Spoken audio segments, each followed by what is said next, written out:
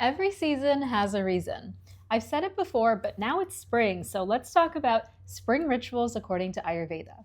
Now, if you don't know who I am, my name is Arti. I'm an embodiment coach and wellness educator. I love talking about ancient practices through a modern lens so we can use them in our day to day. Now, when it comes to spring, what does Ayurveda say about it?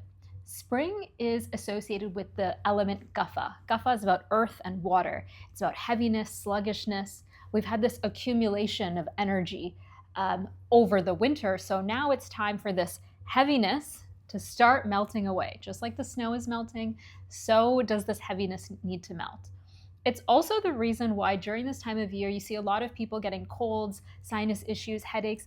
All of those illnesses are kapha related. So now that the energy of the season is changing, all of that is also shifting in our body. So you see more of that literal stuff melting and more of those sinus things come up. Now, there are three areas that we can focus on to support ourselves during this time. One is our body, our mind, and then, of course, our homes. So, when it comes to our body, what can we do to support ourselves during this spring season? One, we can eat warmer, spicier foods to help move some of that heaviness within the body. Also focus on bitter, astringent foods. So think about like greens, leafy greens, kales, some of the more bitter stuff you don't usually go towards.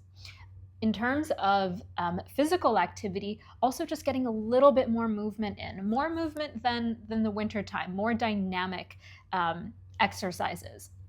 When it comes to your mind, this is a time also for mental cluttering and clearing. It's a good time to just do brain dumps when you're journaling, just get things off your mind. Start to just take action. It's a season where it's quite prone to heaviness and procrastination. So understand that this is the energy around you and not necessarily you. You just need to take action towards it.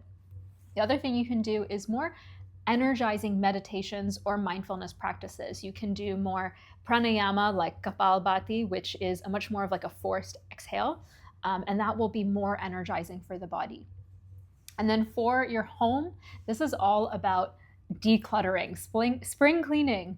So, getting rid of things you don't need, opening the windows more, allowing more fresh in now that it's not so cold. You can also introduce some house plants that are more energizing. So things like tulsi, rosemary, mint, these are great to energize the air. You can also bring in purifying plants like aloe vera. That's also really supportive in this time. So now that I've given you sort of an overview of spring and some rituals you can use, let me know which ones you're going to turn to first.